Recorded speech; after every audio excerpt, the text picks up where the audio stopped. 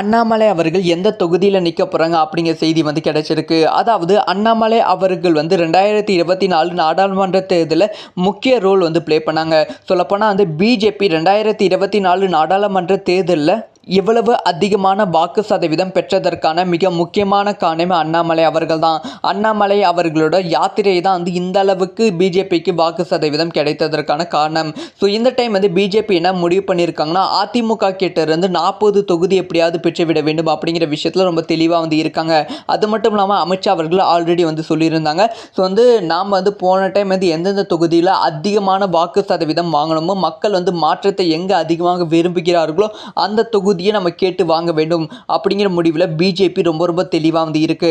So போன time வந்து BJP வெற்றி வந்து அதிகமாக வெற்றி சதவீதம் இருந்த தொகுதி வந்து கோயம்புத்தூர் தொகுதி.